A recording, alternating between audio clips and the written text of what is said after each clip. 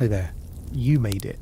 Welcome to the Sleepless Mathematician, where we tell you all the weird, brilliant, slightly tragic, and occasionally hilarious stories behind math, while very gently trying to put you to sleep.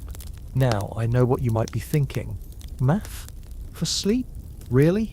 But trust me, math has always been about patterns, repetition, rhythm, and what better way to drift off than listening to stories where everything somehow fits together. This isn't school. There will be no tests, no formulas to memorize. No one's going to ask you what 2 plus 2 is. In fact, you could get it wrong and I'd be proud of you. Because tonight, we're not doing math like a calculator. We're doing math like a campfire story. The kind that starts soft, takes its time, and wanders through ancient cities and candlelit notebooks and stormy duels at dawn. That's right, duels. Because in tonight's episode, we're going to talk about a boy, a 14-year-old boy, who changed mathematics forever, and then died in a duel before anyone really knew what he'd done. But not yet. We'll get there. Slowly. We have time.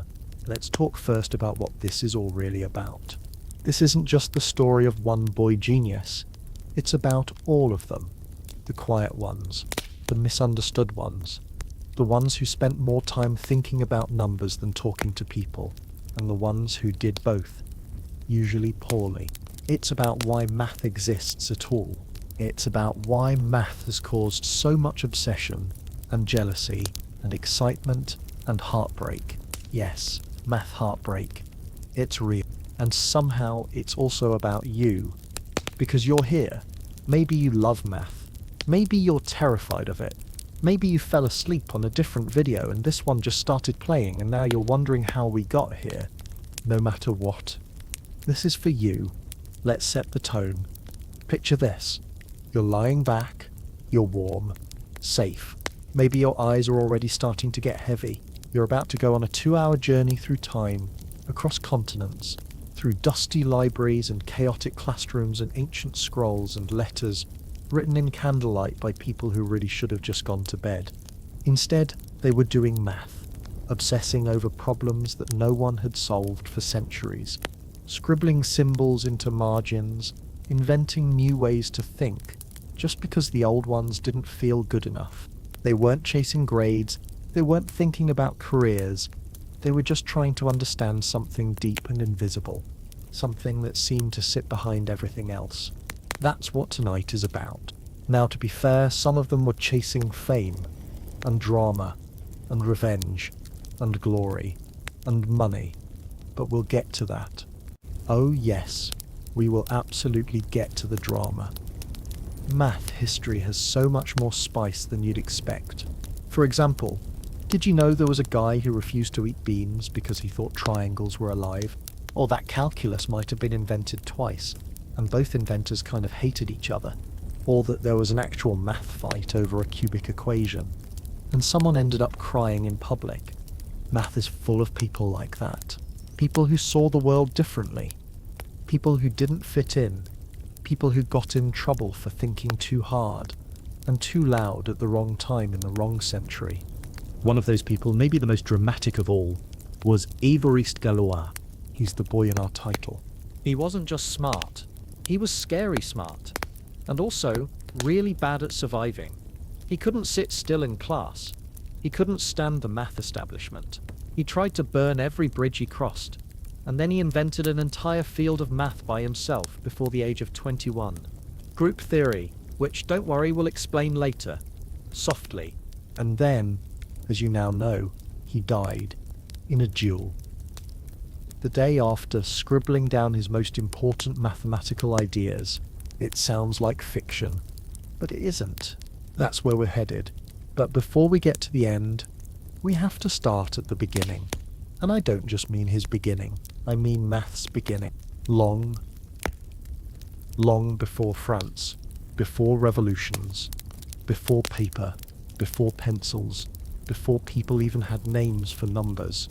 Back when math wasn't math at all, it was just people noticing things. Like, hey, there are always 5 fingers on my hand, or that weird star in the sky comes back every 29 nights. Or, if I stack rocks like this, I can trap goats. That's the math we'll start with next. The old math. The sacred math. Because before anyone could explain what a fraction was, or what x equals, or what imaginary numbers even mean, math was something else entirely. It was spiritual. It was mysterious.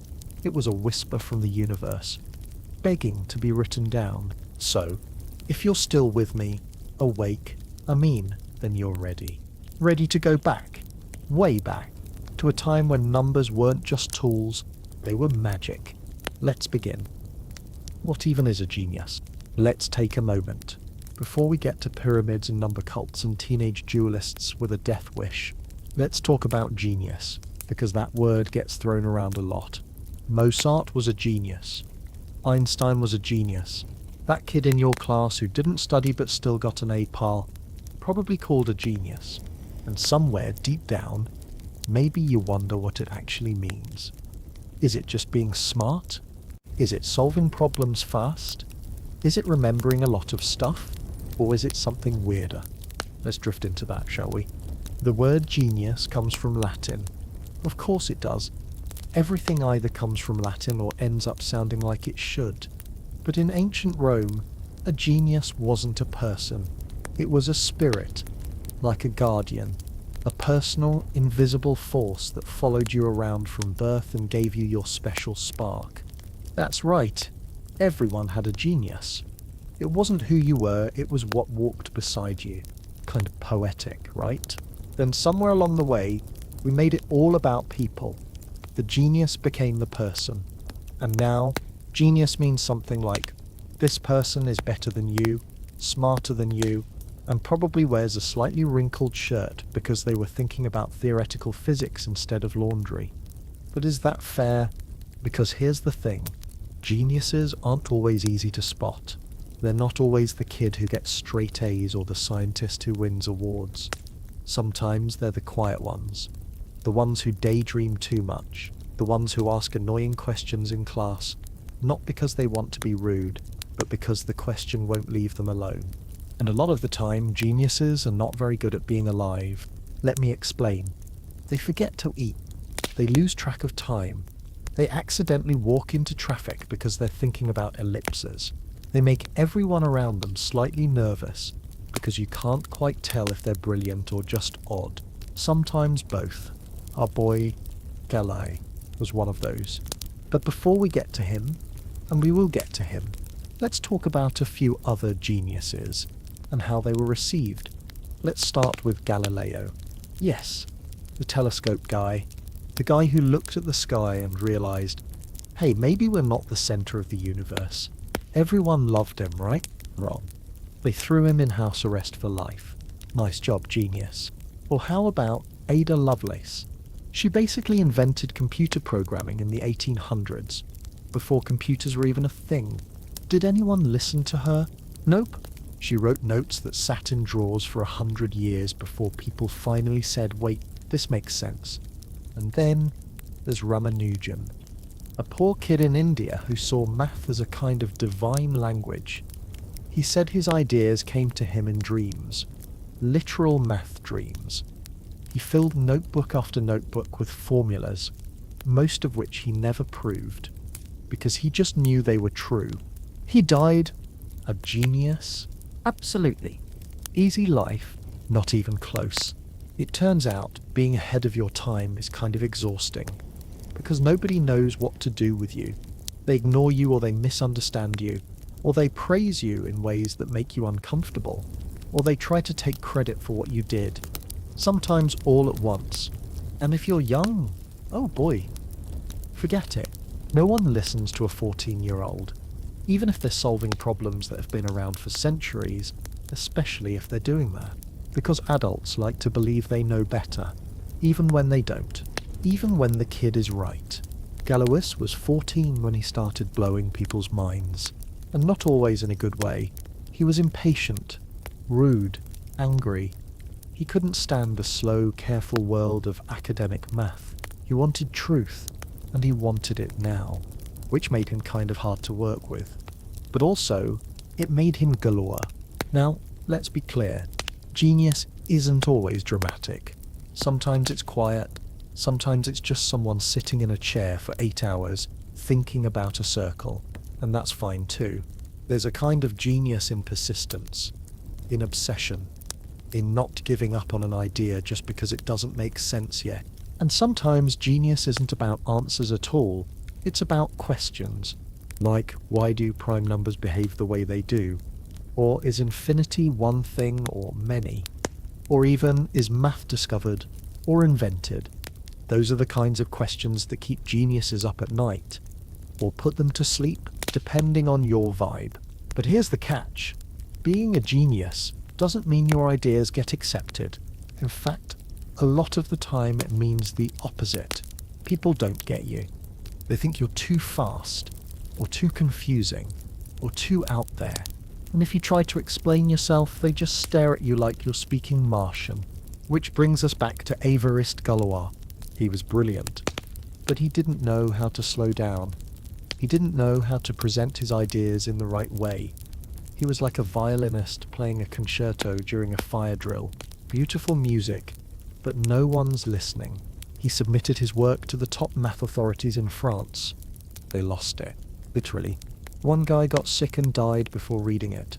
Another guy just forgot to forward it. It was like fate had a personal vendetta against this teenager and his theorems. But still, he kept writing, kept thinking, kept dreaming in math, because real genius doesn't stop just because people don't get it. It just keeps going. Until it can't anymore. And sadly, for Galois, that moment came far too soon. But don't worry, we're not there yet. We're just getting started. We still have temples and triangles and philosophical beans to get through. Because before Galois, before group theory, before the duel, math was something sacred. Let's go find out what that looked like. The old math, when numbers were sacred. Let's go way back now. Like, way back. Before calculators, before whiteboards, before paper, before people even agreed on how many fingers you're supposed to have. Back to when math wasn't just useful. It was holy. It's easy to forget this now, when math mostly lives in classrooms and spreadsheets. But once upon a time, numbers weren't something you learnt. They were something you worshipped. And it all started with the oldest form of math there is, counting. Sounds simple, right? But think about it. The first human to realize that 3 rocks and 3 sheep and 3 sticks were all the same kind of 3. That was revolutionary. It meant you could take an abstract idea and use it everywhere. Suddenly, you could trade, you could measure, you could predict. And prediction? That's basically magic. So who were these early math magicians? Let's start in Mesopotamia, because that's where a lot of things started. Writing, laws, and the absolute madness that is Babylonian math. The Babylonians used base 60. That's right, not 10, not 12, 60. Why? Well, we're not totally sure. Maybe because 60 has so many divisors. Maybe because it fit nicely with their astronomy. Or maybe because they were just being difficult. But it worked. That's why we still have 60 seconds in a minute. 60 minutes in an hour. That's Babylonian math, still quietly ruling your day. And then there were the Egyptians. They didn't love abstract math. They liked their numbers tied to things. You know, like how big is this field? How much grain will fit in this jar? How many workers can we lose to crocodiles before the pyramid gets delayed? Their math was practical. But even then, it had spiritual weight. The triangle, especially, was considered sacred. It showed up in art, in tombs, and of course in pyramids. Speaking of pyramids, no, the Egyptians didn't use lasers or aliens. They used ramps, pulleys, trial and error, and a pretty solid grasp of basic geometry. But geometry back then wasn't just about shapes. It was about harmony, balance, order. That brings us to the Greeks. Oh, the Greeks! They took math to a whole new level of weird obsession. To them, numbers weren't just tools. They were truth, eternal, invisible structures beneath reality, a kind of secret code that the universe was written in. They didn't just do math, they philosophized about it. And at the center of all this was a man and his cult. Yes, a math cult. Meet Pythagoras. You might remember his name from the Pythagorean theorem. You know, the a squared plus b squared equals c squared thing. But Pythagoras wasn't just a math guy. He was a full-on mystic. He believed that numbers were the essence of all things. That everything, music, movement, morality, could be explained through math. He also believed beans were evil. Like, literally evil. He banned his followers from eating them. Some say he thought beans contained souls. Others say they caused digestive imbalances. Either way, no bean. This guy created a whole school of followers who dressed alike, lived together, practiced silence, and worshipped numbers. They were basically the original math monks. And while that sounds kind of funny now, they actually discovered a lot. Musical ratios, mathematical proofs, even the first known case of a real philosophical crisis in math, because one of Pythagoras' followers made a discovery, a terrible, unspeakable discovery, that the square root of 2 is irrational. In other words, it can't be written as a simple fraction. This broke their brains. They believed all numbers could be expressed as ratios, that everything fit neatly into perfect logical boxes, but the diagonal of a square didn't play along. It just kept going. Forever. No neat fraction, no harmony, just chaos. Legend has it that the guy who discovered this, a man named Hippasus, was thrown into the sea. Some say as punishment, some say just to shut him up. So yes, math has always had its dramatic moments. But back to the bigger point. In these early cultures, Babylonian, Egyptian, Greek, math wasn't boring. It wasn't homework. It wasn't a box on a test. It was the language of the gods. The way the stars moved, the rhythm of the seasons, the shape of temples and tombs. To do math was to connect with something beyond yourself. And that feeling that math might be a kind of truth that doesn't depend on opinion or power, it stuck around through centuries, through empires, through wars and religions and revolutions, and eventually it reached a boy in France. But we're not there yet, because before Galois and his notebooks and his ill-advised duel, there were other math heroes and villains and messy, wonderful, argumentative people who kept pushing numbers just a little further. People who wrote math in secret codes.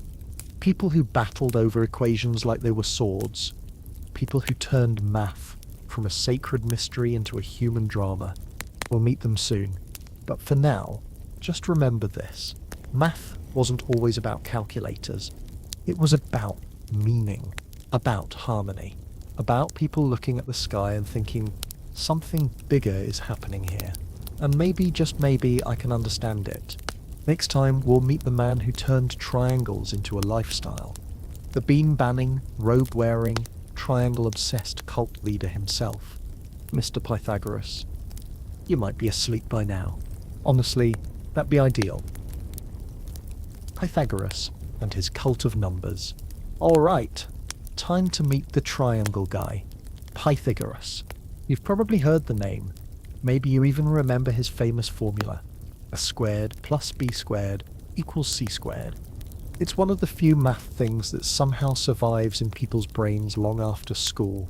But behind that little formula is, well, a surprisingly strange man. And an even stranger movement. Because Pythagoras wasn't just a mathematician. He was a cult leader, like an actual one. Let's set the scene. It's around 500 BC. You're in southern Italy, near the coast. The sun is warm, the olives are perfect, and in a quiet town called Croton, a man with a long beard and intense eyes is gathering followers. Not for war, not for politics, for math. But not just any math. Sacred math, cosmic math. Math as a way to live. Pythagoras believed that numbers weren't just tools, they were the hidden structure of reality. Everything, music, motion, morality, was to him part of a grand numerical harmony. He didn't just study math, he preached it. And his followers, they treated him like a prophet. They wore matching clothes. They took vows of silence. They lived communally. They weren't allowed to eat meat, or beans, or maybe even fish, depending on who you ask. Some sources say they had to rise before the sun. Others say they believed in reincarnation, that your soul could return as another human, or maybe even a vegetable, especially if you broke the bean rule. So, why beans? Well, no one really knows. Some say Pythagoras thought beans contained souls. Some say they caused unbalanced digestion, which isn't very mystical, but definitely distracting if you're trying to contemplate the universe. Regardless, beans were out. Math, though. Math was in. Now, here's where things get interesting. Pythagoras and his cult weren't just weird, they were good at math. They discovered musical ratios, the idea that notes sound good together because their frequencies form simple ratios like 2 to 1, or 3 to 2. That might sound boring, but it's the reason music isn't just noise. They also loved triangles, right angles, perfect proportions, the golden ratio. To them, the triangle was more than a shape. It was a symbol, a sacred diagram, a sign that the universe was built on logic. And Pythagoras himself became obsessed with the relationship between sides of a right triangle. The result? That little formula you know so well. A squared plus b squared equals c squared. It describes how the sides of a right triangle relate. But to Pythagoras, it wasn't just a measurement trick. It was proof that the universe was ordered, that math had power, that truth could be discovered through thinking alone. And honestly, it kind of went to his head. He started to believe that everything could be explained by numbers. The movement grew. The Pythagoreans gained influence. They even got involved in politics, trying to reform governments around mathematical principles, because of course they did. But like many cults and many geniuses, things eventually got messy. There were power struggles, betrayals. One of Pythagoras' own followers made a terrible discovery. He found a number that couldn't be expressed as a ratio, the square root of 2. It popped up when you tried to calculate the diagonal of a square, but it didn't fit neatly into any fraction. It was irrational, and to the Pythagoreans that was a problem. They believed all numbers were rational. That was their thing. The universe was orderly, knowable, clean. And suddenly this guy was saying, no, some numbers don't behave. The legend goes that the man who discovered this, possibly Hippasus, was punished, thrown overboard at sea, drowned by truth. Now, we don't know if that's literally true. Ancient math stories have a tendency to get dramatic, but the symbolism is clear.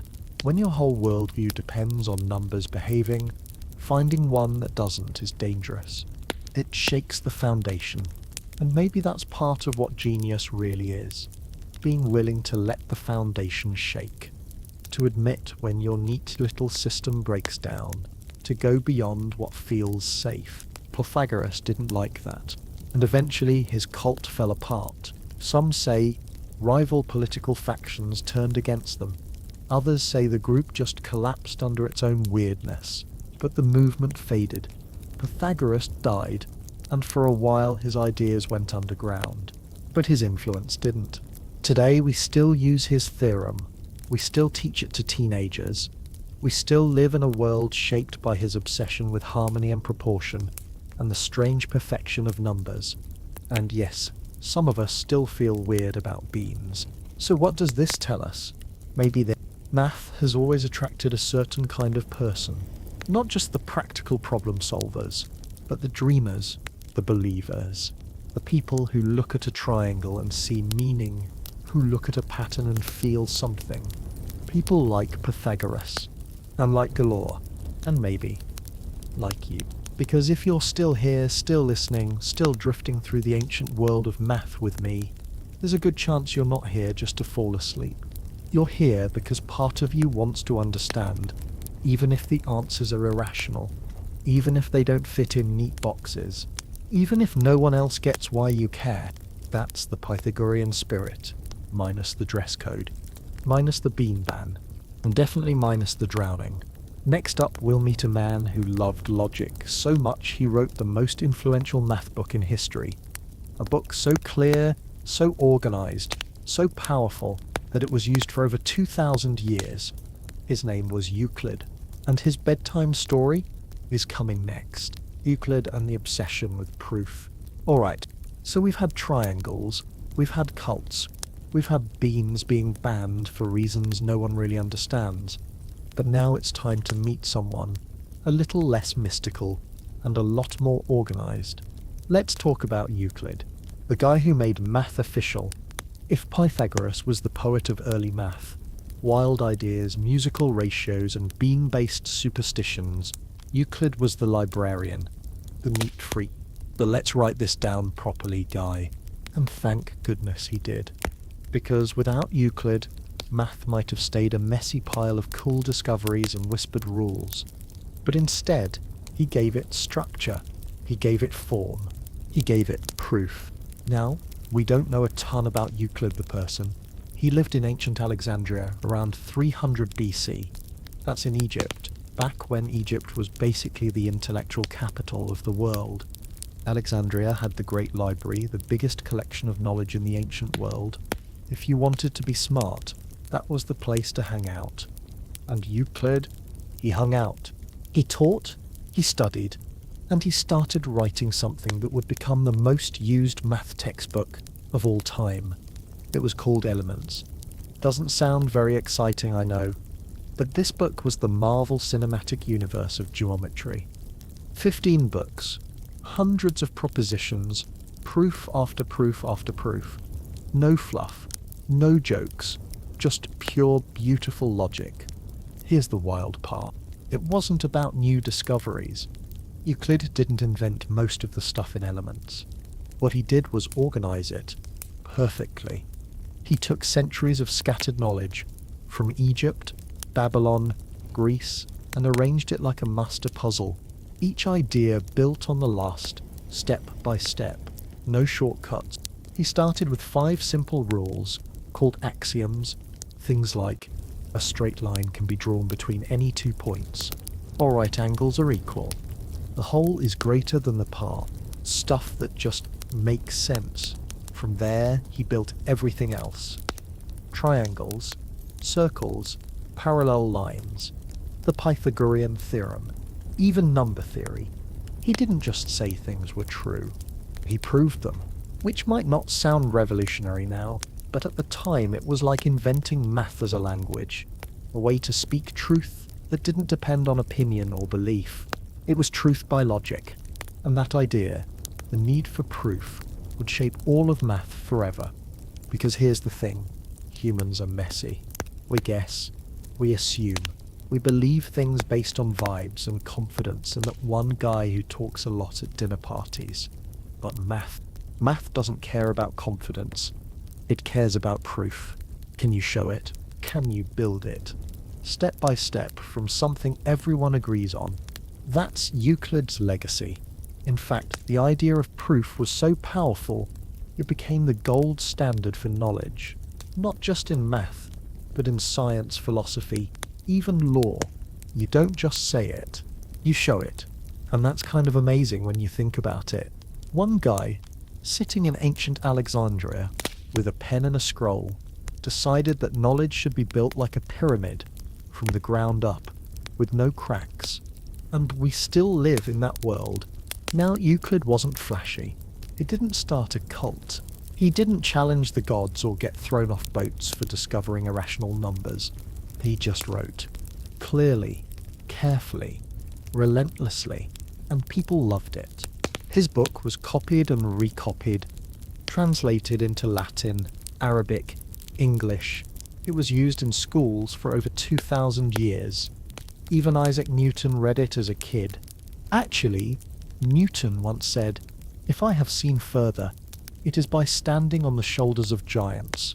Well, Euclid was one of those giants, and to be honest, He was kind of annoying, in the best way. There's a story about a student who came to Euclid and asked him to teach him geometry, but also said, "Can you skip to the useful part?" And Euclid supposedly turned to his assistant and said, "Give this man a coin, since he wants to profit from knowledge." Then he kicked him out. No shortcuts. No tricks. You start from the beginning, or not at all. Now that's funny, but it's also kind of deep, because math, real math, isn't about the answer. It's about how you get there. That's what makes it trustworthy. That's what makes it beautiful. That's why mathematicians spend years proving things everyone already suspects are true. Not because they're stubborn, but because the journey matters. It's like building a bridge. If you just throw wood together because you feel like it'll hold, that's fine until someone walks across it. But if you really prove, that it'll hold, then people trust it. Then it lasts. That's the Euclidean mindset. And yeah, sometimes it's slow. Sometimes it's boring. Sometimes it makes you want to scream into a pillow because the logic just won't cooperate. But when it finally clicks, it's like the universe nods at you, quietly, respectfully, as if to say, "Yes, that is true." And honestly, that's a pretty nice feeling. Now, not everyone loved Euclid's method. Later mathematicians would poke holes in his assumptions. They'd discover whole other kinds of geometry, where parallel lines don't behave, or space bends, or the rules change. But they all started with Euclid.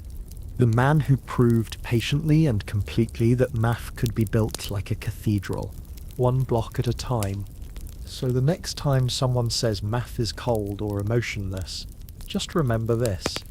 There's a kind of love in logic, a devotion in detail, and a strange, quiet joy in knowing something is true because you built it, step by step, with no shortcuts. Coming up next, we'll take a dreamy stroll through the desert to meet the mathematicians who gave us algebra, the rebels of the Islamic Golden Age, the ones who brought numbers back to life, one equation at a time. Yes, that's right. We're going to talk about zero algebra. Zero and the rebellious Arab mathematicians. All right, we've travelled through ancient Greece, made peace with triangles, and learned that proofs are basically the IKEA manuals of truth.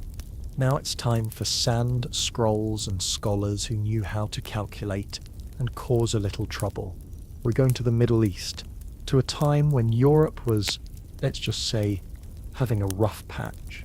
Plagues, crusades, too many castles, not enough soap, but meanwhile, something extraordinary was happening elsewhere. Baghdad, around the 800s, the Islamic Golden Age. And no, it wasn't golden because everything was perfect. It was golden because suddenly, in this part of the world, science, medicine, poetry, astronomy, and yes, math exploded. Not with wars, but with books. And in the middle of it all was a place called the House of Wisdom. Imagine the world's biggest group study session, with the best scholars from every background, all sitting around drinking tea, arguing about numbers, and accidentally inventing half of modern science.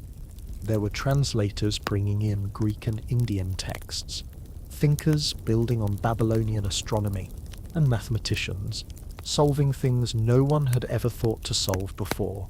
And one of those mathematicians, a man named Muhammad ibn Musa al-Khwarizmi. I know, that's a name, but don't worry, you already know part of it, because his name eventually gave us the word algorithm. Yep, that thing your phone runs on, named after a guy from 9th century Baghdad, who just wanted to make equations less messy. But that's not even the best part. He also wrote a book with a long, fancy Arabic title that loosely translates to the Book of Calculation by Completion and Balancing. Or, if you're in a hurry, just call it algebra. That's right, algebra. He gave us the word, and the method. Algebra wasn't just a new kind of math. It was a whole new way of thinking. Before al-Khwarizmi, people mostly solved problems with specific numbers, like I have 12 camels. You steal 4, how angry am I? But with algebra, you could use symbols, letters, variables. You didn't need numbers right away, you could write a formula that worked for any numbers. It was like taking math and making it portable, reusable, modular. Basically, math got an upgrade. Now, this didn't happen in a vacuum. Al-Khwarizmi was building on earlier work from Indian mathematicians like Brahmagupta, who had already started playing with something very strange and very powerful, the number 0. And here's the thing, 0 is weird, we take it for granted now. But it was one of the most controversial ideas in math history. Think about it. How do you count? Nothing. How do you write? Nothing. How do you do math with a number that represents the absence of numbers? It sounds almost philosophical, because it is. Ancient Greeks hated it. They were like, you can't have a number that means nothing. That's nonsense. But the Indian mathematicians were like, actually, it's kind of useful. And the Arab mathematicians? They said, you know what? Let's run with it. And they did. 0 made place value systems possible. It let us write giant numbers without having to invent new symbols for each one. It let algebra become what it is. And eventually, after a few centuries of math stubbornness, Europe caught on. Fun fact, even Fibonacci, the guy with the rabbit sequence, learned his math in North Africa from Arab teachers. That's how all this knowledge came back to Europe, through translation, through travel, through rebellious thinkers doing math in candlelight when everyone else was worrying about swords. And these thinkers weren't just number crunchers. They were poets, philosophers, mystics. Some of them saw math as a way to understand God. Others just really liked patterns. Either way, they changed the world. They gave us algebra. They gave us algorithms. They gave us 0. And they did it during a time when most of Europe still thought math was something you used to count chickens. So next time someone acts surprised that algebra has an Arabic name, you can tell them it's not just the name, it's the origin. Now here's the twist. This wasn't just about practicality. Sure, algebra helped with inheritance problems, trade, astronomy, but it also unlocked abstract thinking. It let math leave the physical world. You didn't need a triangle or a pile of grain anymore. You could just think, and that's what made it so powerful. Because math, at its heart, is the art of noticing patterns. And algebra is the language we use to describe them. And here's the poetic part. These mathematicians didn't know where their ideas would go. They didn't know they were laying the foundation for computers or engineering or data science or the equations that would later explain black holes. They were just curious. They looked at numbers, the way a musician looks at notes, with awe and maybe a little fear, because when you stare at patterns long enough, the universe starts to whisper back. And sometimes it whispers equations. But we'll come back to that. For now, let's pause here. Let's appreciate a world where math was a mix of philosophy, poetry, and rebellion, where scholars argued over nothing, literally 0, and somehow ended up changing everything. Next up, things are going to get spicy. We're going to meet two men who both claimed to invent something that would shake math forever. And spoiler, they did not handle it well. It's time for secrets, slander, and math feuds. Yes, the great equation duel of the 1500s. Okay, let's get into some actual drama. Because math, despite its calm reputation, has a long and spicy history of feuds, rivalries, and very fragile egos. You thought your group project in school was intense? Just wait. We're in the 1500s now. Italy. A place of art, invention, and apparently full-on math beef. Today's story is about a problem. A math problem. One that haunted mathematicians for centuries. It goes like this. How do you solve an equation where the variable is raised to the third power? The cubic equation. Like x true plus stuff equals 0. Sounds harmless. But back then, this was a nightmare. Quadratic equations, the ones with x squared, had been solved ages ago. No problem. But cubes? Totally unsolved. No formula. No method. Just confusion and suffering. And into this void of unsolved sadness walked a few very bold, very opinionated men. Let's meet the first one, Niccolò Tartaglia, which, by the way, means the stammerer. He had a speech impediment and a chip on his shoulder. He grew up poor, survived a sword wound to the face during a battle, and taught himself math while working in a bookshop. Not exactly a quiet life, but here's the thing. Tartaglia was brilliant. He figured out how to solve certain kinds of cubic equations. Not all of them, but enough to feel like a boss. And then, he kept it a secret, because this was the Renaissance, and math wasn't just about discovery. It was about dueling. Literally. Mathematicians would challenge each other to public math duels, where they'd each pose problems and try to stump the other in front of a crowd. The prize? Reputation. Maybe a job. Probably some bread. It was part knowledge, part theatre.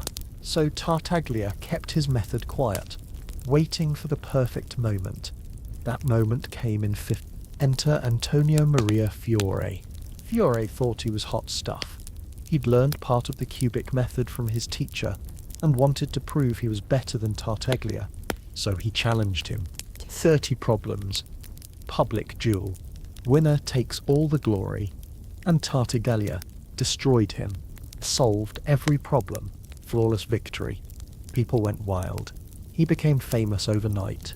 And just when it looked like he'd ride off into the mathematical sunset, another character entered the story. Girolamo Cardano. Cardano was everything Tartaglia wasn't. Rich, charismatic, charming, also a gambler, astrologer, and part-time doctor. He was like if a Renaissance wizard and a reality show contestant had a baby. Cardano heard about Tartaglia's method and begged him to share it. Tartaglia said no, so Cardano promised, pinky swear, not to publish it. Eventually, Tartaglia caved. He gave him the secret in the form of a cryptic poem, because of course he did. And what did Cardano do? He published it anyway. Yep. In 1545, Cardano released a book called Ars Magna, The Great Art. It included the method for solving cubic equations, Tartaglia's method, with barely a mention of Tartaglia. Now, to be fair, Cardano did find out that someone else had actually discovered part of it, even earlier, a man named Scipione del Ferro, and used that as his excuse. At Tartaglia, he was furious. He accused Cardano of betrayal, plagiarism, swore revenge. Cardano just shrugged. His book became the cornerstone of modern algebra. His fame grew. He went on to do other things, like predicting his own death using astrology, which, weirdly, he may have actually done, but that's another story. The important thing here is, math got messy, because behind all the logic and neat equations there are people, and people are dramatic. This story, the cubic feud, was about more than just numbers. It was about status. Who gets credit? Who gets remembered? And who gets forgotten? And honestly, that still happens today. You see it in science, in tech, in creative fields. Some discoveries get buried because the wrong person made them. Others get celebrated because the right person had the right friends. It's human, but it's also kind of sad. Tartaglia died in obscurity. Cardano died under house arrest, banned from publishing because of horoscopes. And Fiore, well, no one really talks about Fiore anymore. But the formula? The method? It lives on. Every time someone solves a cubic equation, they're using a piece of that battle. It's kind of poetic, because in the end, the math doesn't care about egos. It just works, quietly, forever. But that doesn't mean we can't enjoy the drama along the way. So, what did we learn? That solving equations used to be a public sport. That Renaissance mathematicians had serious flair. And that publishing someone else's secret math in a book after promising not to is a great way to make enemies. Coming up next, we stay spicy, because another feud is about to erupt. This time it's about something even bigger than cubic equations. It's called calculus, and two of the most brilliant minds in history are about to accuse each other of stealing it. Newton. Leibniz, and the pettiest footnotes you've ever read. Newton versus Leibniz. The calculus catfight. You'd think that by the time we get to calculus, the mathematical tool that helps us understand motion, curves, planets, and every machine you've ever loved, things would have settled down a bit. Nope. Welcome to what might be the pettiest, most academic slap fight in all of mathematical history. It's the late 1600s now. Europe is doing its Enlightenment thing. People are inventing telescopes, writing symphonies, discovering gravity, and trying really, really hard to not be impressed by each other. And in the middle of all this intellectual chaos, two men are about to become enemies. They are both geniuses, both brilliant, both slightly socially odd, and both convinced that they, and only they, invented calculus. Let's meet our contenders.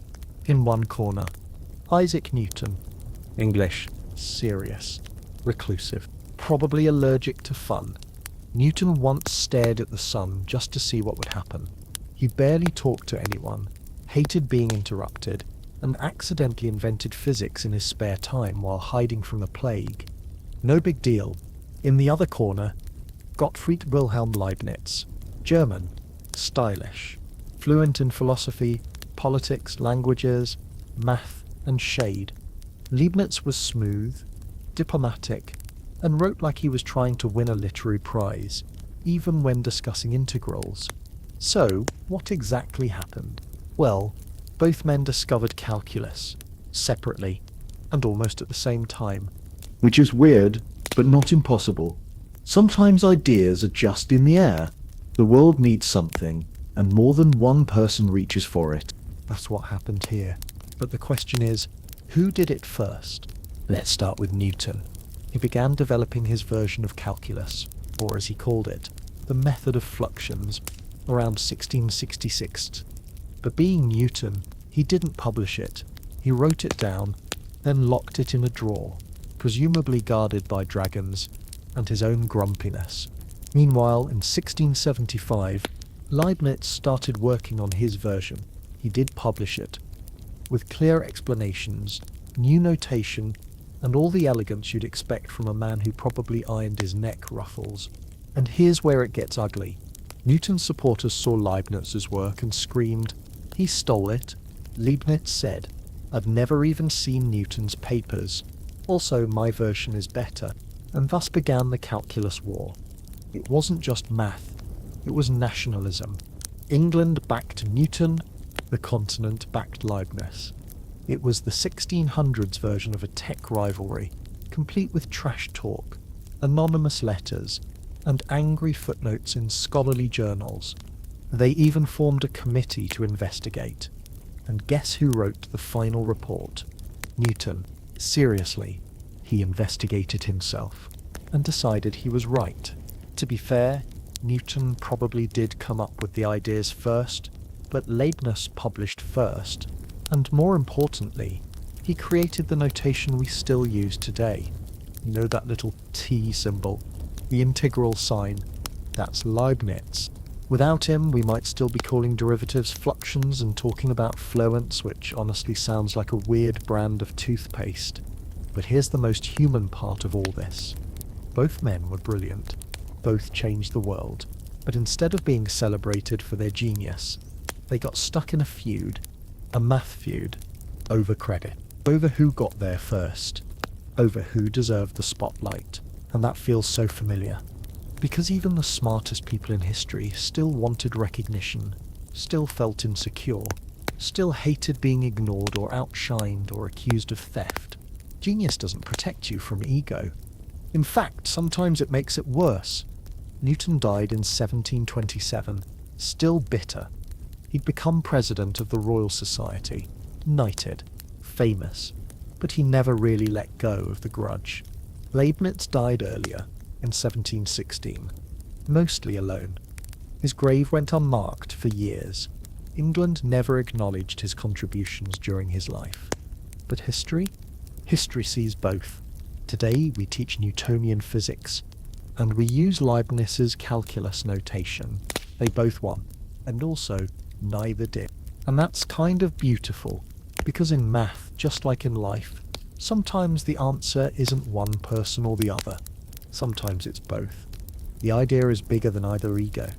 And the math just keeps working.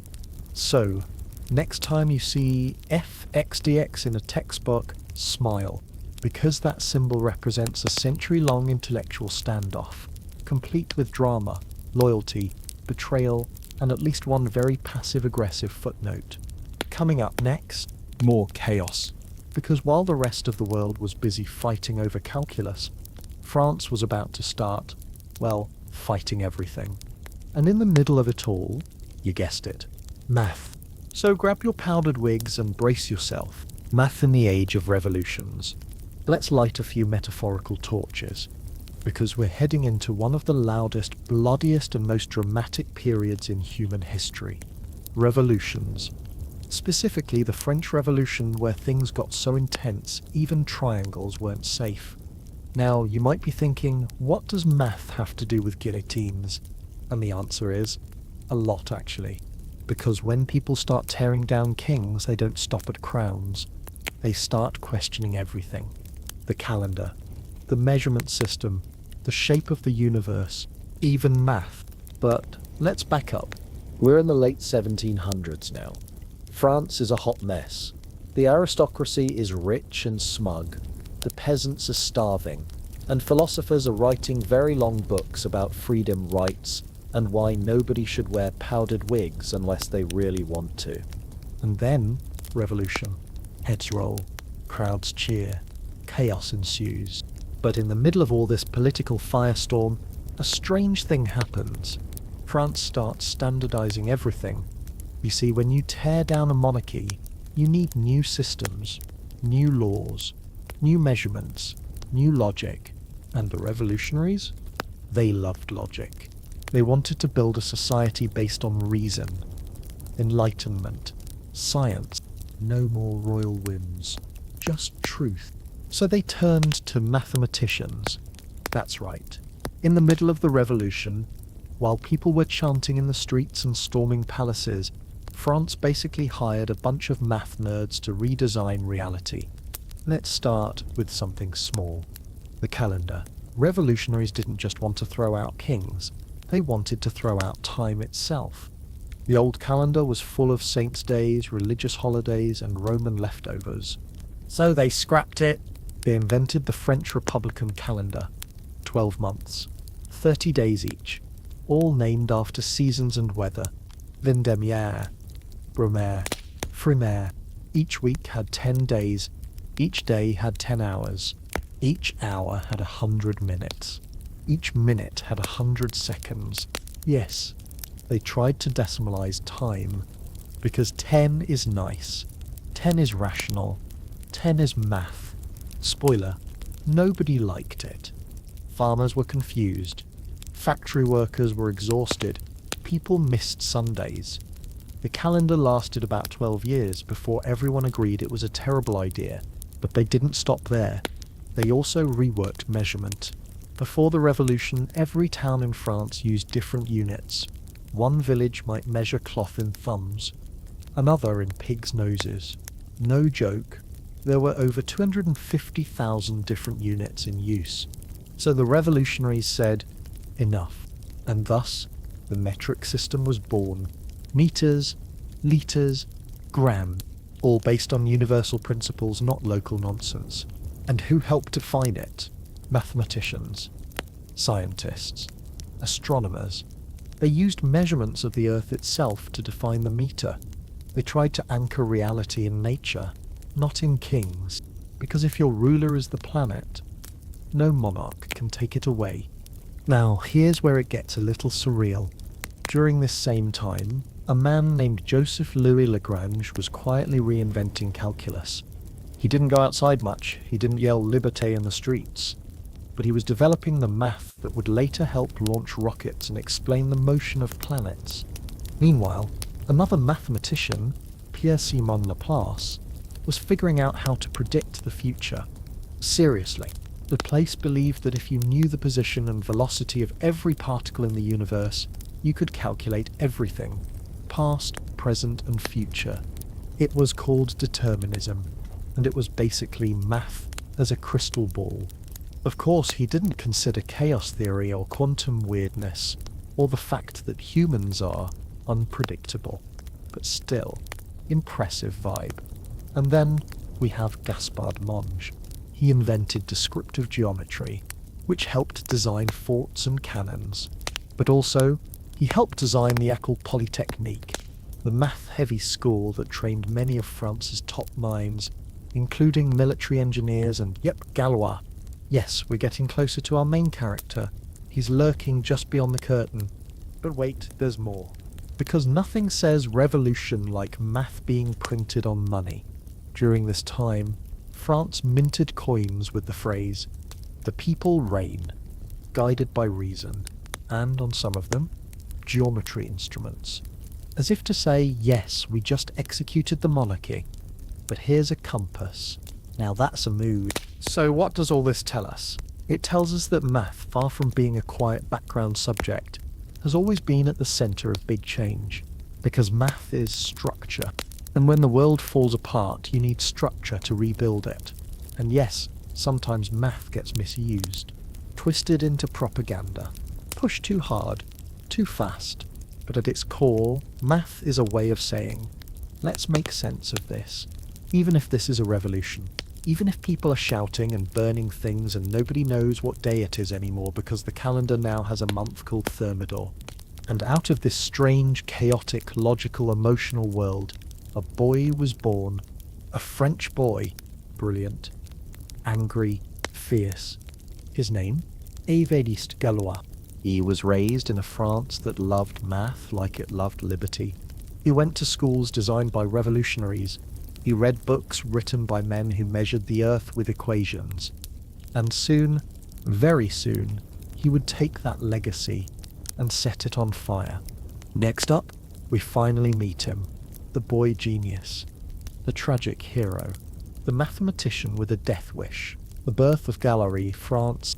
And finally, he arrives. Our boy, the one from the title. The genius. The rebel. The mathematician who never got to see what he'd done. Évariste Galois. Born in 1811 in a small town just outside Paris. His father was the mayor. His mother taught him Latin and Greek before he was 10. They were a thoughtful, political, slightly eccentric family. And little Évariste? He was quiet, observant, intense, but not in the gifted child reading encyclopedias kind of way. More like, he stared too long at things. He didn't talk much. He asked strange questions. He noticed patterns that no one else saw. The kind of kid who couldn't explain what he was thinking, but knew it was important. He didn't care about small talk, or rules, or being liked. He cared about truth, that kind of child. Now, at first, no one thought much of him. He went to school. He was decent at writing. Okay at history, but nothing spectacular. And then one day at age 14, he stumbled into mathematics. And everything changed. It was instant. Like something clicked in his brain. Like he'd been waiting for math to show up his whole life. He started reading math texts meant for professionals. The kind of stuff university professors spent decades studying. And Évariste, he inhaled them. By the time he was 15, he was working through papers most grown mathematicians didn't even understand. At 16, he began coming up with original ideas, entirely new ways of looking at equations. His teachers? Terrified. They didn't know what to do with him. He wasn't just smart.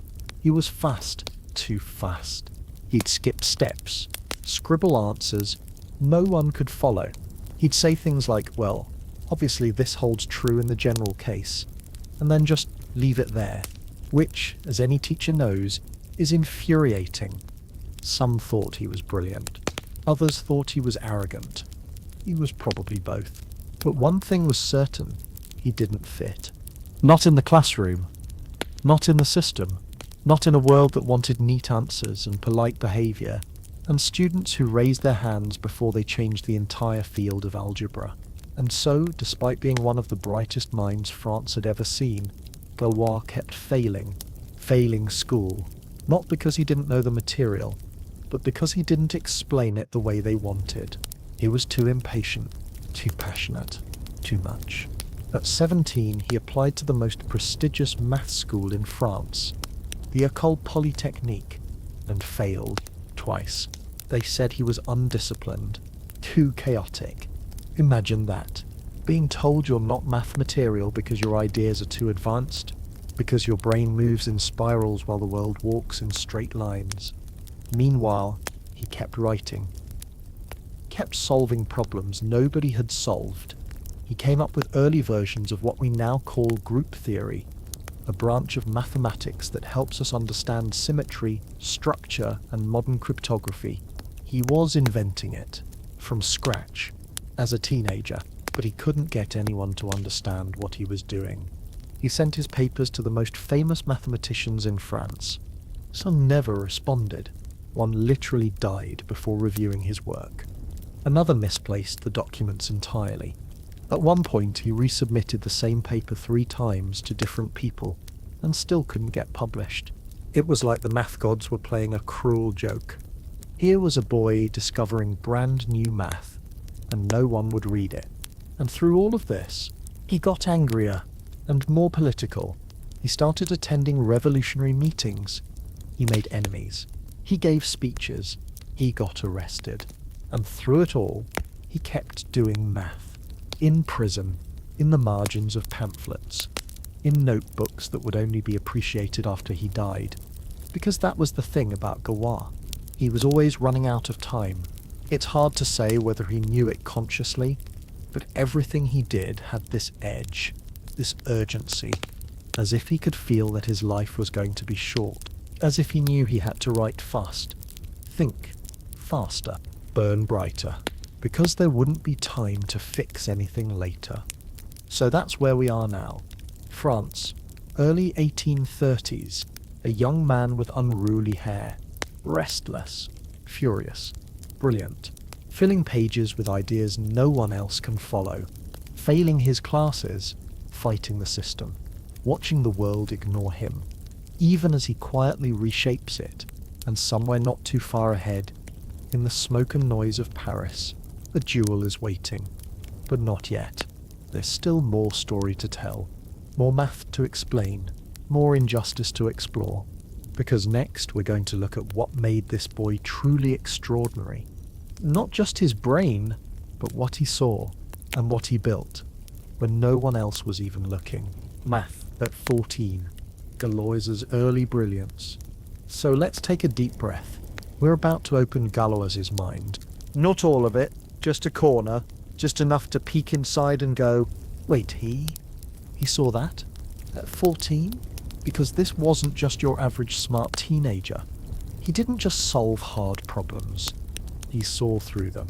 He looked at equations the way some people look at constellations, not as scattered points, but as patterns, shapes, hidden systems, things most people didn't even know were there. Let's set the scene. It's the year 1825. Galois is 14. He stumbles across a textbook. Not a school one. A serious one. Legendary elements of geometry. Not light reading. Not bedtime material. Definitely not on the recommended list for a kid his age. But he reads it, and then he reads it again, and then he understands it better than the author probably did. It's not just that he follows the logic, it's that he starts asking different questions. He looks at equations, those annoying things with x's and powers and brackets, and instead of trying to solve them like a puzzle, he starts wondering, what's behind this? Like, what if there's something deeper? Some hidden engine turning all the gears? He starts thinking not about specific equations, but about the structure of equations. What makes an equation solvable? What kinds of symmetry do the solutions have? How can we group those symmetries together? And study that instead. And this was unheard of, because up until that point, solving equations, especially big complicated ones, was about clever tricks. Everyone was trying to find the next formula. because here's some very long square root nonsense, that kind of thing. But Galois, he stopped asking how to solve the equation, and started asking why it's even solvable in the first place. Let me put it like this. Most people were playing chess. He was redesigning the board. And all of this, remember, he's 40. At this point, his teachers start to panic a little. Some admire him. Others are annoyed. He doesn't write clean solutions. He doesn't explain his steps. He just scrawls the final answer and says, "It's obvious." Spoiler, it was not obvious. Not to them, not to anyone. But to him, the logic was so natural that he didn't see the point in explaining it. He wasn't trying to be arrogant. He just didn't think the steps mattered as much as the idea behind them. And the idea behind them would eventually become group theory. But not yet. At this stage, Galois is still experimenting, still building mental scaffolding, still writing down these wild thoughts that kind of sound like math, kind of sound like philosophy, and definitely sound like the kind of thing that gets you weird looks at school. And while all this is happening, he's failing exams, getting rejected from the École Polytechnique, getting told he's not ready. It's like handing Shakespeare's early work to someone who only speaks emoji and asking for a review. But Galois doesn't stop. He keeps thinking. He keeps scribbling. And little by little, he starts inventing something that would shake the foundations of algebra. Something that wouldn't even get a name until decades after his death. Something we now call group theory. Don't worry, we're not going to dive too deep just yet. For now, just know this.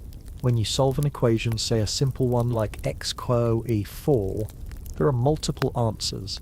In this case, x e2 and x, there's a symmetry there. You flip one solution and you get the other. Now imagine more complicated equations with more complex patterns. The solutions don't just sit there, they move around. They shift, they rotate, they form little mathematical dance routines. Galois noticed this, and he realized you could study how the solutions relate to each other. Not the numbers themselves, but the transformations between them. And those transformations, you could treat them like objects. You could add them, multiply them, study their structure. That was the spark. That was the beginning of an entirely new kind of mathematics, one that would eventually shape cryptography, quantum physics, chemistry, and the way we understand symmetry in nature. And he did this, I repeat, at 14. But no one understood it at the time. They thought he was messy, difficult, unteachable, and sure, maybe he was. But he was also looking 50 years into the future. While everyone else was solving puzzles, he was quietly rewriting the rules. And he knew it. That's the lonely part. He knew he was seeing something no one else could see. And no one believed him. Yet. But don't worry. He kept going. Next, we'll follow Galois as he invents a field of math, while failing school, while arguing with teachers, while running out of time. Because some minds burn fast, and Galois was already on fire.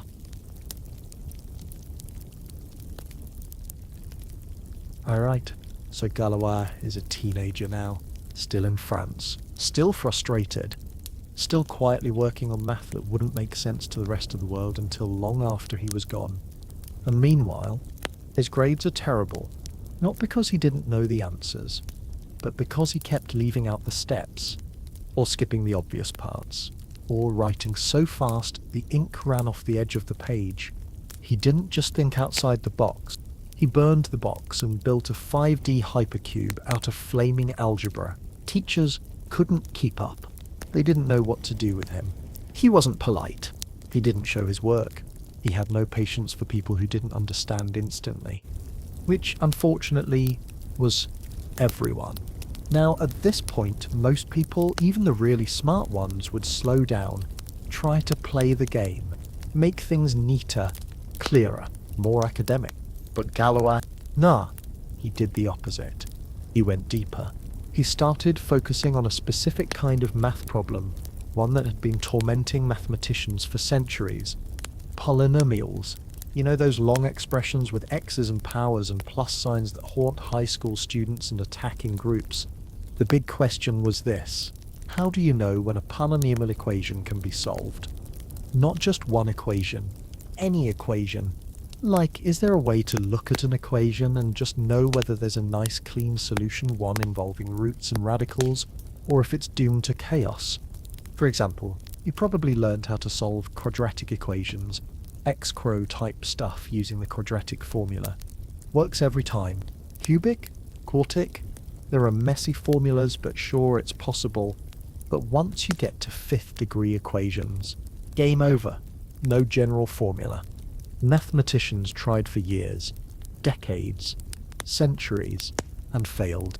Then Galois came along, and instead of trying to find the solution, he asked a better question. What makes an equation solvable in the first place? And from that one question, he invented a new branch of mathematics. It didn't even have a name at the time, but today we call it group theory. Now, don't worry, I'm not going to throw symbols at you. We're keeping this bedtime friendly. Instead, let's use a metaphor. Imagine you have a group of sheep. Each sheep is wearing a hat. You don't know which sheep is which, they move around a lot. But you do know the rules about how their hats can switch. Like red always follows blue, green skips 2 places, yellow only appears if no one's looking. Weird rules, but consistent. Now, instead of studying the sheep, Galois focused on the patterns of their hat swapping. He realized that if you understood how the hats moved, what combinations were possible, what loops they could follow, what patterns they followed when mixed, then you could learn something deep about the whole system. And with equations, it's the same idea. Instead of just solving for x, Galois looked at how the solutions, the roots, related to each other, how they could be transformed and rearranged while still satisfying the original equation. These transformations, these symmetries, form a group, and by analysing that group, you can tell whether the equation can be solved. Boom. No formula needed. Just structure. It was like discovering a secret keyhole in the wall of algebra, a hidden logic behind the chaos. Elegant, abstract, pure. And Galois did this while failing school. He was writing these ideas in margins, in notebooks, in jail cells, on borrowed paper, using a writing style that was, to put it politely, incomprehensible to anyone else. Mathematicians he sent his work to lost it, literally, or didn't understand it. One reviewer said basically, "This is interesting, but I have no idea what he's talking about." Another just forgot to read it. One even died before opening the envelope. It was like the universe had made a decision. This kid's not getting published. Not now, anyway. And Galois, he started to realize it. He started writing faster. More desperately. Less polished. He was running out of time. And he could feel it, even if he didn't know exactly why. He just knew the world wasn't ready. But the math didn't care. The math was real. And what he was building, these groups, these symmetries, this new language of algebra, would go on to become the foundation of modern math, even though he never saw it happen, even though no one believed him, even though he was still being graded like a moody teenager who refused to show his work. He was quietly changing the world with sheep and hats and invisible dances between solutions. Next up, Rejection. Again, because of course, we'll look at how Galois tried one last time to get the math world to hear him, and how they answered with silence. So, we've seen young Évariste Galois invent a brand new field of math at night, alone, while failing school. You'd think this is the moment where anyone finally goes, "Hey, maybe we should listen to this kid." But no, this is where it gets even more frustrating, because now Galois is trying to get published. And in the early 1800s, that meant sending your work to the most important mathematical body in France, the Academy of Sciences, the math version of Mount Olympus. If you got accepted there, you weren't just a good mathematician. You were legit. respected, real. So Galois, 17 years old, sends in his manuscript. A dense, handwritten explosion of ideas. It's a little rough, a little fast, a little impossible to follow unless you're also Évariste Galois. But the ideas inside it, groundbreaking, revolutionary. The kind of thing that changes how we think about equations forever. He hands it to the academy and waits, and then Nothing. silence. Because the person who received it, the great mathematician Cauchy, kind of forgot about it, possibly lost it. Some say he meant to pass it along. Others say he never finished reading it. Either way, Galois never heard back, rejected, by absence, and that's just the first time. Now, a normal person might have taken that as a sign to revise, to slow down, to maybe write things a little more clearly. But Galois wasn't a normal person. He was Galois. So he kept going. He reworked his ideas, wrote a second version, and submitted it again, this time for a prize. A prestigious prize in mathematics, awarded by the Academy. He gave it to Fourier, another mathematical legend. And guess what? Fourier died. Before reading it, the paper vanished. Again, the Academy later claimed they couldn't find it, which, if you're keeping track, means that two different submissions of the same brilliant work disappeared before anyone evaluated them. And Galois?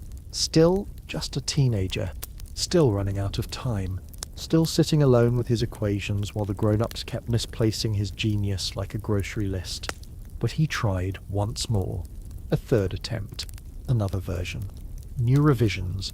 Still difficult to read, but still packed with brilliance. And this time, they actually read it. Progress. Right? Not really. The reviewer, an established conservative mathematician, didn't get it. Said it was incomprehensible. That it lacked clarity. That it didn't follow standard conventions. You know, all the usual criticisms people give when they don't understand something new. And to be fair, Galois didn't make it easy. He didn't explain things step by step. He didn't write clean introductions or summarize his results. He didn't say, "Here's what I discovered." He just did the math, like someone furiously scribbling while time slipped through their fingers. And maybe it was messy, but it was also brilliant. It was the future, and the Academy missed it.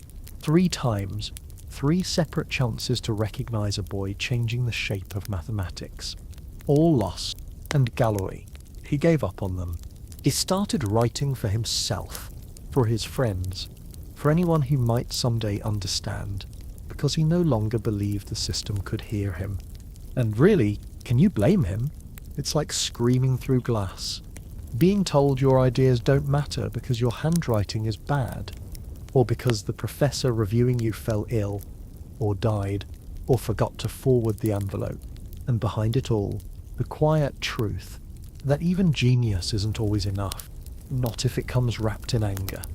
In youth, in handwriting no one understands. And not if you run out of time, which, as we know by now, he would, but not just yet. Because Galois had one more act, one more outburst, one more desperate night to write it all down. Everything he knew, everything he had seen, everything he believed the world would someday understand, and all of it with a pistol waiting for him in the morning. Next time, we shift from math to politics, to revolution, to Galois in the streets of Paris, shouting, writing, resisting. Because if math wouldn't hear him, maybe the world would. Galois joins the revolutionaries. So, the math world had failed him. 3 times. His papers were lost, ignored, misunderstood. He'd invented something extraordinary. And nobody cared. So Évariste Galois, now around 19, did what any furious sleep-deprived genius might do in 1830s France. He joined a revolution. Because if math wasn't listening, maybe politics would. And France was ready to explode. Again, this was post-revolution France, technically a constitutional monarchy, but still messy, unfair, and stuffed with leftover tension from decades of class divide. Corrupt kings, angry students, street protests, the usual. And Galois, he fit right in. He wasn't just smart, he was furious. Furious at the system, at the schools, at the government, at the math academy that kept misplacing his future. So he joined a group of radicals, the Republicans, not the American kind, but the kind that wanted the monarchy gone for good. They believed in liberty, equality, reason, and also, they were kind of loud. They met in cafes, gave speeches, plotted uprisings. And Évariste, he stood up in the middle of it all and shouted back. He wasn't just a quiet math kid anymore. He was making noise, and not just with words. He started publishing pamphlets, stirring the pot. He got arrested. Twice.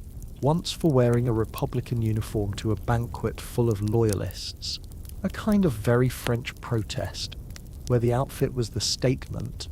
And another time for allegedly toasting to the king's assassination. Except he didn't say the king's name. He just raised a glass and said, "To Louis Philippe, if he betrays us." And then pulled out a knife. Small detail. He claimed it was metaphorical. The authorities disagreed. He was arrested, jailed, released, and arrested again. A whole cycle of tension, politics, and frustration boiling over. And during all this, he kept doing math, in the margins of letters, on prison walls, anywhere. It didn't matter where he was. He had things to say, and no time to wait. But you can feel the shift happening now. Galois is burning hotter. He's reckless, bitter, tired. His friends are worried. He's losing patience with the world, and with himself. And yet, somehow, in all the noise and danger and defiance, he's still writing math that no one understands, still dreaming of structure and symmetry, still drawing invisible maps of equations no one else can see. He's caught between two worlds, the one of fire and revolution, where people fight in the streets over politics, and the one of pure thought, where symbols move like stars and the truth doesn't care about kings or prisons. But that balance can't last forever, because something's coming, something sharp, something sudden. A letter, a challenge, a duel, and the moment when Évariste Galois, tired and alone and completely out of time, writes everything he knows in one final burst of genius. That's where we're going next. But for now, remember this. Galois wasn't just a mathematician. He was a fighter, not with fists, but with ideas. Ideas that were too loud for his teachers, too strange for the academy. Too late for himself, the duel, one night before he dies. It's late. Paris is quiet, and Évariste Galois, 20 years old, is writing as fast as he can. Ink spilling across paper, page after page, equations, theorems, letters, notes in the margins. The handwriting is frantic. The ideas are massive. He's not editing. There's no time. Because in the morning, he has a duel. Yes, a literal, actual duel. Pistols at dawn. Why? Well, no one knows for sure. Some say it was political, that someone wanted him gone. Some say it was romantic, that he was caught in a love triangle gone wrong.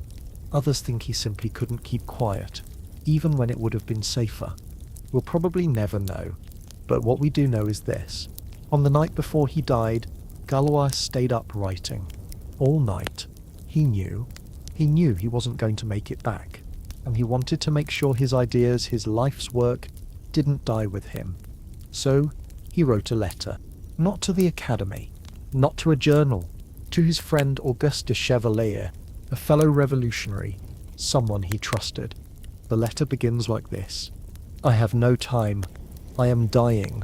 I have done nothing that would give my life meaning. And then, he pours it out. 20 pages. A final outline of everything he'd been working on. His theory of equations. His theory of groups. The foundations of modern abstract algebra. Written while the sun crawled closer to the horizon. There's math in the pages. Yes. But also frustration. Sadness. Urgency. You can feel it. You can almost hear the scratch of the pen. And he keeps apologizing. He knows he's rushing. He writes, "Ask Jacobi or Gauss if they find anything of value in these pages." He's begging history to care, and history eventually will, but not yet. Morning comes. He puts down the pen, folds the pages, seals the letter, and walks out the door. He meets his opponent in a field outside Paris. No one knows exactly what was said. Some say it was formal. Some say it was quiet. They take 10 steps. Turn. Fire. Galois is shot in the stomach. He falls. He bleeds. He doesn't die right away. They take him to a hospital. It's not enough. He lies there for hours, refusing confession. Too proud. Too angry. Too young. And on May 31st, 1832, the morning after the duel, Évariste Galois dies. 20 years old, poor, unknown, unpublished, just a name in a police report, just another wasted life in a long, chaotic century. No one knew what he'd done. Not yet. His funeral was small. His brother was there, so was his friend Chevalier, holding the letter, holding his legacy. Most people moved on. France kept revolting. The Academy kept reading other people's papers. But the math was still there, waiting. And in time, the world would open that letter and realize he hadn't failed. He had seen something real. Something no one else had. Something that would change mathematics forever. But for now, in this chapter of the story, he's just gone. A genius. A rebel. A boy. And in his final hours, all he wanted was to be understood. His last night alive, he writes everything. It's the last night of his life. He knows it. Not in a dramatic movie moment kind of way. Just fact. Galois is 20 years old. He's made enemies. He's agreed to a duel. And he doesn't expect to survive it. So he does what he always does. He picks up a pen and he writes. He writes like someone who's run out of time. Because he has, he writes to his friend, Auguste Chevalier. But really, he's writing to the future. To us. To anyone who might one day understand what he's trying to say. The letter begins simply, "I have no time." And that line says everything. There's no space for introductions. No space for pride. Just urgency. Pure urgency. He knows he's seen something important, something true, and he's terrified it'll disappear with him. So he scribbles. All night, he outlines his ideas on solving equations. He explains how the structure behind the solutions, the groups they form, are the real key. He shows how to predict whether an equation is solvable just by studying the symmetry of its roots. It's deep, abstract stuff, but he doesn't try to make it elegant. He doesn't polish. He just writes. It's messy. It's hard to follow. There are crossings out, jumps in logic, tangents, notes in the margins, but underneath it all, there's brilliance. A whole new way of thinking about mathematics. In a single letter, a letter written by candlelight, with a pistol waiting in the morning. It's almost impossible to describe what that night must have felt like, because he wasn't just doing math. He was saying goodbye, not with sadness, with urgency, as if every idea was a life raft and he was throwing them into the ocean, hoping someone, someday would find them. And someone did, eventually, but not for a while. After his death, his brother sent the letter to Chevalier, and Chevalier knew instantly.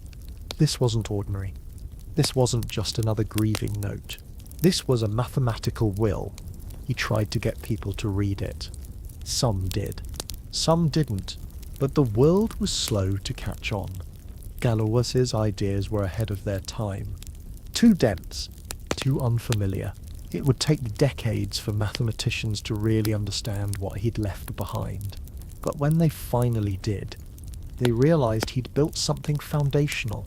A new way of looking at equations.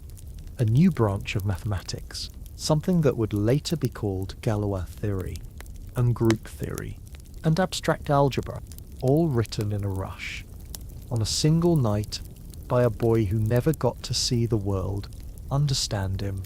It's kind of beautiful and kind of devastating, and maybe in a quiet way inspiring, because that letter, that mess of ink and insight, it worked.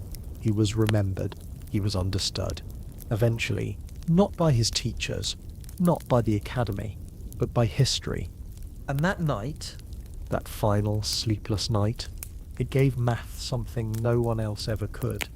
Not just a theory, but a story, a heartbeat, a reason to believe that even when no one's listening, even when you've been dismissed, rejected, erased, what you create might still matter, might still live. So if you've ever felt ignored, or unseen, or like your ideas are too strange, too fast, too hard to explain, remember Évariste Galois, and remember what he did with his last night on Earth. He wrote. And because he wrote, we remember the morning after Galois. Then, morning, the day after the letter, the day of the duel, May 30th. The air is cold, the sky quiet. Évariste Galois. He's 20 years old, and he knows what's coming. He doesn't say much. He gathers his things, walks out the door, and heads to a field somewhere just outside Paris. A quiet place. The kind of place where two people can meet early in the morning, and one of them might not come back. Now there are stories, whispers, conflicting accounts. We don't know exactly who the duel was with.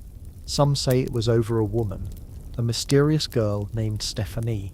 Some say it was political, a trap set by enemies who wanted Galloway out of the way.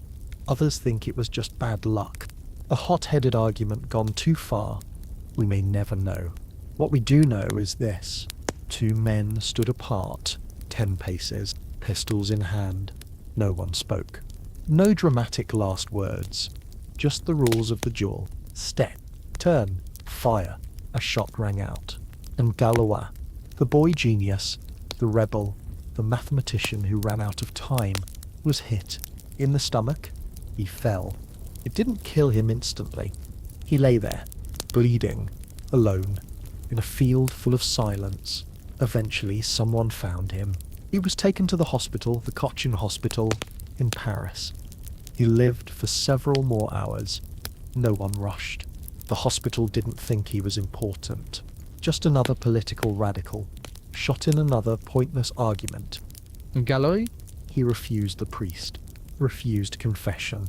He wasn't interested in rituals. He had made peace with the moment.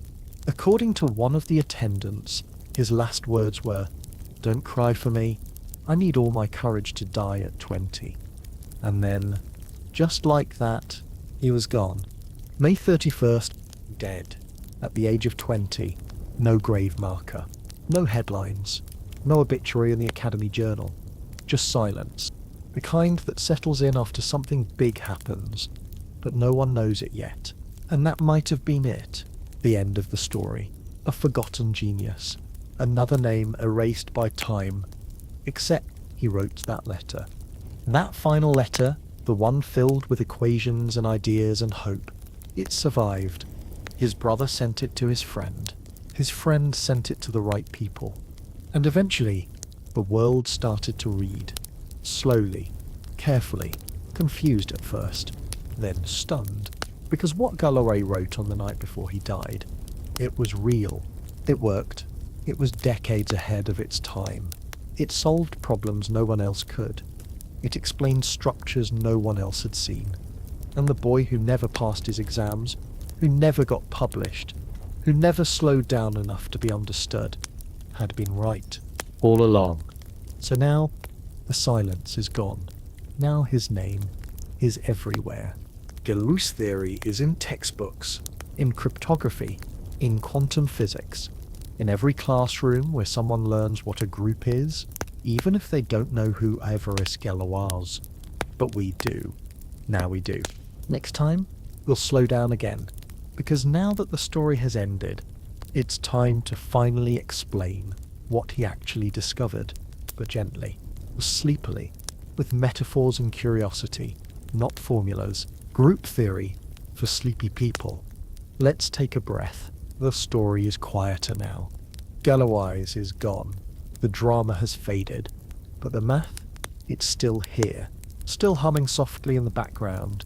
And tonight, if you're still with me, half awake maybe, or floating somewhere between dream and thought, I want to tell you the most beautiful part of it all, the idea, the heart of Galois's discovery. It's called group theory. But don't worry, you don't need to be a mathematician. You don't need to calculate anything. You just need to listen and imagine. So, imagine this. You're standing in front of a mirror. You raise your left hand. The reflection raises its right. Everything's backwards, but everything's also predictable. That's a symmetry. Now imagine a square. You can turn it 90 degrees, then again, 4 turns, and you're back where you started. But no matter how you spin it, it still looks like the same square. That's another symmetry. Now imagine tracking all the ways you can move that square without changing how it looks. Rotations, blips, combinations of both. Each move follows a rule. Each rule plays nicely with the others, or doesn't. And the collection of all those moves, that's what we call a group. A group is like a mathematical playground of transformations. Each element in the group is a move you can make. Every move has an undo. You can combine them, do one after the other, and still stay in the group. And most importantly, the group tells you something about structure, about what's possible. And that's the key. Galois realized that when you solve an equation, a polynomial with roots, you're not just finding numbers, you're uncovering a hidden dance. The roots relate to each other. They swap places. They orbit, mirror, spin. Sometimes the dance is simple. Sometimes it's wild. But Galois said, what if we study the dance itself? Not just the numbers, not the solutions, but the moves between them, the group behind the equation. Because that group can tell you whether the equation can be solved at all. It's like trying to open a lock. Instead of trying every key, Galois built a map of the lock's mechanics. If the group behind the equation has certain symmetries, then yes, there's a solution. If it doesn't, no key will ever work. That's what he figured out. He took a problem that had stumped mathematicians for centuries. Can we solve every polynomial? And showed elegantly that the answer is no, but not because of the numbers, because of the groups hiding behind them. He connected algebra with symmetry. He turned equations into objects with structure. He made it possible to study not just what numbers are, but what they can do. That's group theory, and today it's everywhere. In physics, in chemistry, in computer science, in cryptography, in the algorithms that secure your messages, in the math behind particle collisions, in the patterns of a snowflake. All of it traces back to this one idea, that structure matters, that even when numbers seem chaotic, there's often a hidden logic, a group, a dance, a symmetry. And Galois, he was the first to see it, at 20, in the dark, with a pistol waiting in the morning. Now, you might not ever need to use group theory, you might never study it in school, but just knowing it exists, that this layer of hidden pattern lives beneath the equations, is enough. Enough to wonder, enough to whisper in the quiet of the night. Math isn't just numbers, it's movement, it's relationships, it's the music of structure. So sleep easy. You don't need to memorize anything. You've already learnt the most important part, that even the most abstract, complex ideas can begin with a mirror and a square, and a boy who saw more than anyone else. Next up! Why no one understood him for 60 years, and what happened when they finally did. Why it took 60 years for anyone to understand him. So, Galois dies. His notes are scattered. His theories, half finished, half erased, are sitting in a drawer somewhere. The world moves on, and for a long time, nothing happens. No one reads the letter. No one shouts, this is it. He cracked the code. They just shrug. Why? Because his ideas were too new, too strange, too far ahead of their time. You see, in 1832, mathematics was still in a very particular mood. It liked formulas. It liked solving things. It liked problems with neat beginnings, middles, and ends. And Galois? He didn't give you answers. He gave you structure.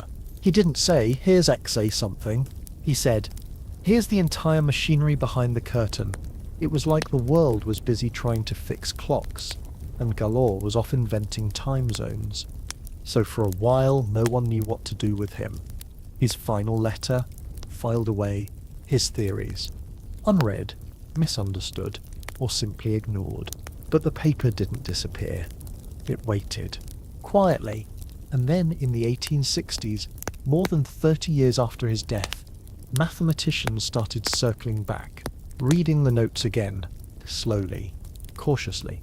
And then, something clicked. A few of them, including the great Camille Jordan, realized what Galois had done. He hadn't just contributed to math, he had changed the foundations of it. Jordan took Galois's work, organized it, translated it into more standard math language, and published it. Finally, Galois's ideas began to spread. People started using his theory to explain why certain equations couldn't be solved by radicals. They started to build group theory into its own subject. And just like that, Galois was reborn. Not as a tragic figure, but as a founding father of modern algebra, a visionary, a name that would appear in textbooks, lecture halls, and blackboards around the world. It just took 60 years, because sometimes great ideas don't arrive on time. Sometimes the world needs to catch up. Math isn't always fast. Sometimes it's slow, like a glacier, or a story whispered from one generation to the next.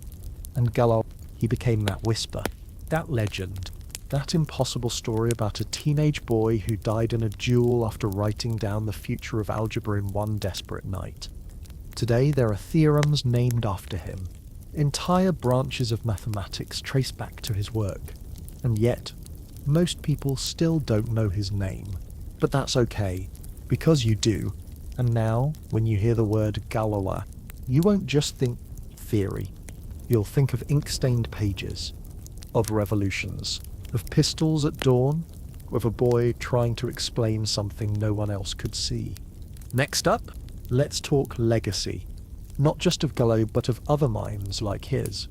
Minds that burned too fast, too bright, too strange for their time. The myth of the tragic genius. So let's step back.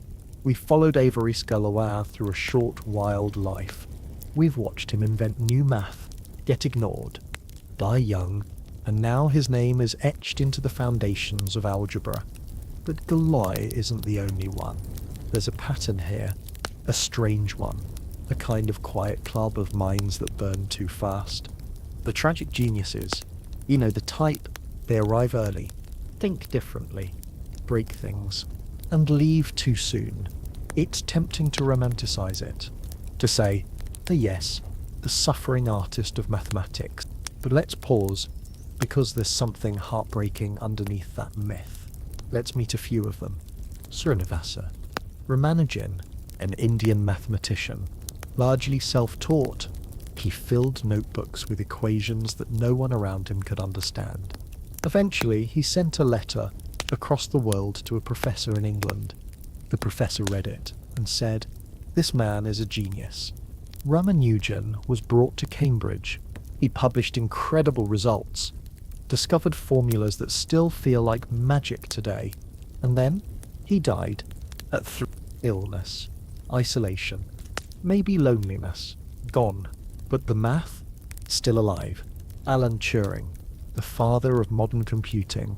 He broke the Nazi Enigma code in World War II, helped end the war, built the first ideas of algorithms and artificial intelligence, and then he was prosecuted for being gay, humiliated, medicated, silenced. He died of, officially, suicide, though there are questions. Again, gone too soon. But his ideas, everywhere, in your phone, in your laptop, in this very sentence. Sofia Kovalevskaya, the first woman in modern Europe to get a doctorate in math. Brilliant, defiant, locked out of university simply because she was female. So she worked harder, published groundbreaking work in differential equations, eventually taught in Sweden, finally allowed in.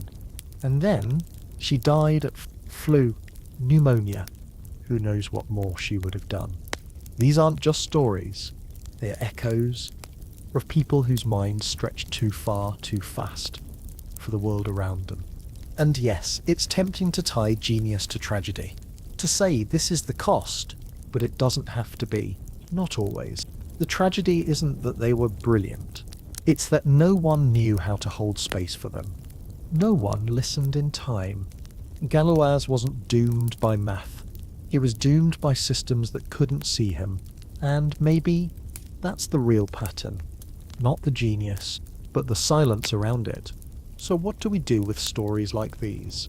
Maybe we stop looking at them like myth and start looking at them like warnings. To listen better, to make room for minds that don't follow the usual path. To value the scribbled notebook, the strange idea, the kid who doesn't raise their hand but sees everything. Because genius doesn't always wear a name tag. Sometimes it arrives in the form of chaos. Sometimes it fails its exams. Sometimes it writes letters that sit in drawers for decades. And sometimes it dies at 20. But even then, it leaves behind something we can learn from. Not just equations, but empathy, curiosity, and the quiet reminder that brilliance doesn't always look like we expect. Galois's revenge, how he changed modern everything. So, let's imagine a world where Évariste Galois never existed. No duel. No scribbled letter, no groups, no Galois theory. It's a small change, just one name pulled out of the timeline. But if we follow the thread, everything starts to unravel. Because Galois didn't just invent a theory, he invented a way of thinking. A new way of seeing math. And it's everywhere now, even in places he never imagined. Let's take a quiet stroll through that. First up, cryptography, the art of secrets. Keeping messages safe. You know, the reason your bank app doesn't broadcast your PIN to the world. Modern encryption relies on things like finite fields and modular arithmetic. All part of abstract algebra, a subject Galois helped define. His work laid the groundwork for understanding structures that are just complex enough to be unpredictable, but just structured enough to be useful. That's the sweet spot for hiding secrets. So, next time you unlock your phone, Galois helped with that. Without him, we might still be sending passwords in Morse code. Next stop, physics. Yep. Even the laws of the universe got Galoised. The way particles behave, the way quantum fields interact. A lot of it is built on symmetry. And what's the language of symmetry? You guessed it, group theory. Physicists use groups to describe what's possible, what's conserved, and what breaks the rules. In fact, some of the biggest discoveries in 20th century physics came from asking, what's the symmetry here? And Galois was the one who gave us the tool to ask that question in the first place. We didn't know it, of course. He wasn't aiming for particle physics, but he planted the seed. Next, computer science. Algorithms, data, AI. If you've ever asked a computer to do something, search, sort, encrypt, learn, you've probably touched some kind of algebraic structure. Computer scientists use group theory to study how data transforms, how operations combine, how patterns repeat. Even programming languages sometimes borrow from category theory, a deep cousin of Galois's work. So, in a way, every time you hit run or compile, you're building on a ghost. Then, pure math itself. Entire branches of mathematics, number theory, algebraic geometry, topology, all lean on the ideas Galois started. Even the modern proof of Fermat's last theorem used Galois theory. That's right, a 350-year-old mystery solved in the 1990s, with a theory written by a 20-year-old during his final night alive. Talk about revenge. And now, the strangest part. Education. If you've taken any kind of math class that included abstract thinking, functions, transformations, symmetry, fields, groups. Galois was there, maybe not by name, but in the structure, in the way the math behaves, the way we build ideas. He's part of the curriculum now, which is wild, because in his own life, he flunked out, rejected by every institution that now teaches his work. That's Galois's revenge. To be remembered not as a rebel, but as a foundation. So what does that mean for us? What do we take from a story like this? Maybe this. That it's okay if people don't understand you right away. It's okay to think differently, to write badly, to scribble genius in the margins. Because you never know who might find it later. You never know how far one letter might travel. Galois never got to see what he changed. But we do. Every encrypted message. Every symmetry in physics. Every math class with a curious kid thinking, there must be more to this. That's his legacy. That's his voice, still whispering. And that's revenge. The quiet, mathematical kind. Other teen geniuses who didn't die in duels. Okay. So we've talked about Évariste Galois. Brilliant, misunderstood, tragically short-lived. But not every math prodigy ends up bleeding in a field over questionable life choices. Some actually made it. Lived long enough to be weird in public. Wrote books, grew beards, forgot their keys. You know, math people. So, let's meet a few of them. Teen geniuses. With actual endings, or at least longer middles. Carl Friedrich Gauss. The classic. The prince of mathematicians. You may have heard the story when Gauss was a child, maybe 6 or 7. His teacher asked the class to add all the numbers from 1, to keep them busy for a while. But Gauss didn't add them one by one. He just looked up, paused and said, 50-50, because he saw the pattern. 1 4 3 50 pairs. Boom. Gauss wasn't just fast. He thought differently. He went on to make discoveries in number theory, astronomy, statistics, magnetism, and basically everything else that involves thinking really hard. He lived to be no duels, no jail time, just relentless brain power. He even once said, mathematics is the queen of the sciences, and he, of course, was the king. Terence Tao, let's go modern, born in Australia. By the age of 2, he was doing basic arithmetic. By 9, he was taking college-level math. By 20, he had a PhD. And now, he's often called the smartest living mathematician. The kind of person who solves open problems for fun, then casually moves on to something even more obscure. He's not dramatic, not a revolutionary, just deeply, softly, brilliant. No duel required. Norbert Wiener, the father of cybernetics, a prodigy who graduated college at 14, eventually built the foundations of information theory and systems science, things we now use to understand feedback loops in everything from thermostats to AI. He was eccentric. He once forgot he owned a car. He reportedly left his house to mail a letter and got so deep in thought that he moved cities. But he made it. Weird and wonderful and alive. Mariam Mirzakhani, born in Iran in 19... By her teens, she was winning international math competitions. Later, she became the first woman, and the first Iranian to win the Fields Medal, the highest honour in mathematics. Her work was beautiful, visual, creative. She explored the shapes of curved spaces and how they twist and flow over time. She once said, "The beauty of mathematics only shows itself to more patient followers." She died far too young, but not before the world noticed and celebrated her, finally. And maybe that's the difference now? The world has changed a little. We still forget geniuses, still ignore weird kids sometimes, but we're learning. Slowly, to listen better, to notice earlier, to make space for brilliance before it fades away. And even if not every math prodigy makes it to... Not every story ends with a pistol, some just end with chalk dust. Or applause, or a blackboard full of beauty. So, as you drift off tonight, or just lie there thinking, remember, Genius doesn't always burn out. Sometimes it keeps going.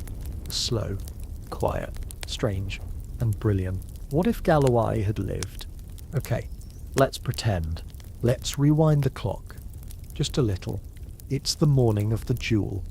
But this time, Galois ducks. Or the bullet misses. Or maybe the duel never happens at all. Maybe someone talks him down. Maybe Stephanie sends a letter that says, "Never mind. Forget the whole thing." Maybe the pistol jams. Somewhere in a slightly better timeline, Évariste Galois survives. What happens next? Let's wonder. He walks away from the field. Shaken, bleeding, maybe, but alive. And something in him changes. He realizes how close he came, how thin the line was. He goes home, bandages his ego, and decides it's time to slow down. Just a little. He rewrites his letter. Carefully. Explains things clearly. Finds a younger mathematician, maybe someone who listens and teaches them what he knows. They publish his ideas. They spread. Suddenly, group theory isn't a posthumous mystery. It's a lecture series. A movement. Galois becomes the professor of revolution, wearing mismatched socks and arguing about symmetry with anyone who'll listen. He writes books. He argues loudly with Gauss and wins. He grows a mustache. Maybe. He lives long enough to see his ideas used, to hear students say, "Wait, that's beautiful." He lives long enough to see math change. Not slowly, not in secret, but now, because he was there to explain it. Because he didn't die that morning, and maybe more than that. He softens. He learns patience. Still fiery, yes. Still difficult, but now he knows time is precious. He stops trying to burn the world down and starts building something instead. A school, a new kind of curriculum. Maybe a cafe where revolutionaries and mathematicians sit at the same table, sipping coffee and sketching formulas on napkins. It's a better world, a gentle one. Not because Galois becomes tame, but because he survives. Of course, it didn't happen that way. He did die. The bullet didn't miss. And we got the tragedy instead of the lifetime. But still, it's nice to imagine. To dream of what could have been. Because sometimes the stories we didn't get tell us just as much as the ones we did. They remind us what matters. Time. Understanding. A chance to be heard while we're still here. So if you're still awake, or even half awake, maybe whisper a thank you to the version of Galois that almost lived. And then, gently, let him go. Thank you for listening. Or sleep. And that's it. The end of our story. Maybe you made it. Maybe you're still awake, sitting there in the dark, with math echoing faintly in your mind. Thank you. Or maybe you drifted off an hour ago, somewhere around chapter 12, and now your dreams are full of equations and French revolutionaries wearing slightly crooked hats. Either way, triangles turned into cults. Thank you for coming with me on this strange, beautiful, tragic little journey through math, history, and one very tired genius named Évariste Galois. We've seen numbers treated like gods. We've watched a boy invent the future and die before anyone understood it. Equations fought over like stolen treasure. We've explored secret symmetries, and maybe, just maybe, we've made math feel a little softer. Imagined alternate endings. A little stranger, because math isn't just numbers, a little more human. It's people, stories, failure, duels, ink, hope. So wherever you are now, tucked into bed, eyes heavy, or still wandering quietly through thought, I hope this story brought you something. Maybe a new idea, maybe a little peace. And if you are still awake, or maybe just a nudge towards sleep, well, that's okay too. You've just spent 2 hours with a dead French math prodigy. You've earned some rest. I'll be here again with more weird, wonderful stories about math and the people who gave their lives to it. This has been the Sleepless Mathematician. Until then, good night, and may your dreams be irrational, elegant, and beautifully unsolvable.